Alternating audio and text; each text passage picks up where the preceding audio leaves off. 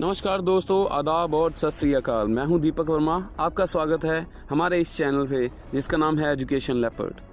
दोस्तों, आज का वीडियो प्लीज़ पूरा देखिएगा क्योंकि इस वीडियो के अंदर ये वीडियो बहुत ही शॉर्ट होने वाला है और आज हम इस वीडियो के अंदर पंजाब के एक बहुत ही महान योद्धा के बारे में बात करने वाले हैं, महाराजा पुरुषोत्तम, जिनका एरिया झेलम नदी से लेकर चिनाब नदी तक फैला हुआ था 340 ईसा पूर्व में, यानी कि 340 BC के आसपास।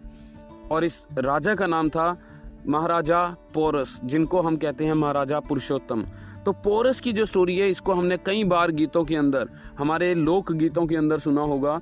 पोरस के बारे में कहीं ना कहीं पे हम पोरस के बारे में जानते होंगे या सुना होगा, लेकिन असलियत ये है दोस्तों कि हमारे इतिहासकारों ने इस महान योद्धा के बारे में कुछ लिखा ही नहीं है।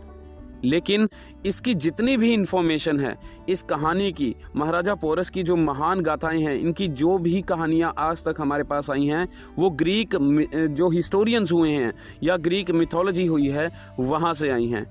दोस्तों, ग्रीक हिस्टोरियंस लिखते हैं कि अलेक्जेंडर द ग्रेट आज तक कभी नहीं हारा था और तभी कहा जाता था जो जीता वही सिकंदर। और अलेक्जेंडर द ग्रेट यानी कि सिकंदर की निगाह पड़ी हिंदुस्तान पर। सबसे पहले आया तक्षशिला में 325 ईसा पूर्व के आसपास। सबसे पहले उसने हमला किया तक्षशिला में। तक्षशिला के राजा थे अंबी, और अंबी ने बिना लड़े ही आत्मसमर्पण कर दिया। और यही सोचा सिकंदर ने कि आगे जाके मैं महाराजा पोरस से भी आत्मसमर्पण करा लूंगा। लेकिन उन्हें नहीं पता था कि उनके कदम एक ऐसी पाक धरती पे पड़ चुके हैं, एक ऐसी धरती पे पड़ चुके हैं जहाँ के लोग, जहाँ का राजा एक बब्बर शेर है, एक बहुत ही महान योद्धा है, महाराजा पोरस। हाँ दोस्तों, महाराजा पोरस इतने ज़बरदस्त राजा थे, इतना ज़्यादा युद्ध कौशल था कि उनके सामने बड़े बड़े सूरमा टिक नहीं पाते थे। और इसी वजह से ही उन्होंने अपनी सेना के अंदर, सेना को पैदल सेना उनकी 30,000 की अलग से थी, 300 हाथी अलग से थे, और उनकी जो सेना की टुकड़ियां थी वो इतनी बढ़िया, युद्ध कौशल इतना बढ़िया था, इतनी बढ़िया तरीके से वो डिज़ाइन की गई थी कि उनके सामने कोई भी राजा टिक ही नहीं पाता था।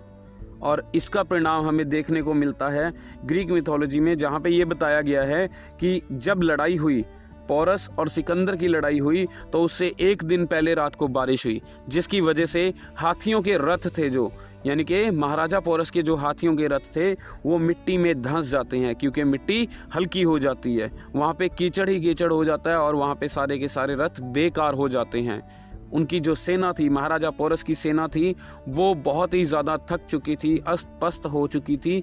और एट द सेम टाइम, उसी समय पर महाराजा पोरस निडर होकर अकेले लड़ते रहे।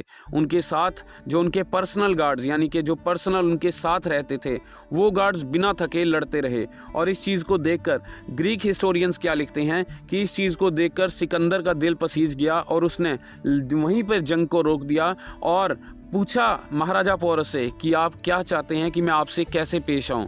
और महाराजा पोरस का आगे से जवाब था कि जैसे एक राजा दूसरे राजा से पेश आता है, आप वैसे ही मुझसे पेश आइए। तो यहाँ पे उनका युद्ध खत्म हुआ, जो कि ग्रीक हिस्ट्री में बताया गया है। यहाँ पे उनका युद्ध खत्म हुआ और महाराजा पोरस ने आत्मसमर्पण कर दिया। लेकिन दोस्तों, हम इस चीज़ को सही नहीं मानते हैं। क्यों? इसका एक बहुत ही बड़ा कारण है। अगर आपको भी इस कारण का जवाब मिल जाए तो प्लीज़ कमेंट बॉक्स में ज़रूर बताइएगा। दोस्तों, सिकंदर की अगर हम हिस्ट्री उठा के देखें, लालच प्रॉपर्टी को लेकर जो आज के टाइम में आम लोगों में होता है, तो उस समय पे राज्यों को लेकर होता था, यानी कि अपने साम्राज्य को कैसे बड़ा किया जाए। और इसी लालच के अंदर सिकंदर ने अपने पिता को भी मार डाला और लेटर ऑन अपने भाइयों को भी मार डाला।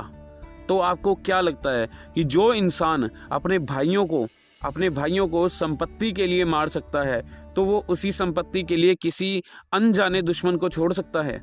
ऐसा नहीं हो सकता। और वैसे भी ग्रीक इतिहासकारों ने ये लिखना या ये बताना मुमकिन नहीं समझा कि दोनों की डेथ के अंदर का जो टाइम है, यानी कि जो डेथ का डिफरेंस है टाइम का, वो मेंशन कैसे किया जाए। तो इसी से पता चलता है कि महाराजा पोरस ने उनकी सेना का, सिकंदर की सेना का इतना ज़्यादा बुरा हाल कर दिया था कि उनकी 70 से 80% जो सेना थी वो वापस भाग खड़ी हुई थी और बाकी की सेना वहीं पर ही मर गई थी, वहीं पर ही ख़त्म कर दी गई थी।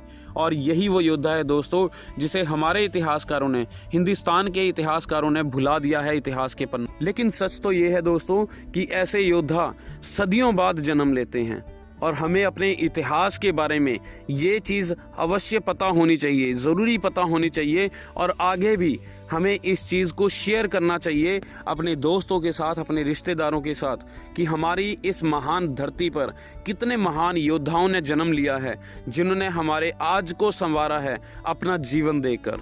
सो दोस्तों, आज की कहानी यहीं पर ख़त्म होती है। मैं आपसे विदा लेता हूँ। This is Deepak Verma signing off. जय हिंद।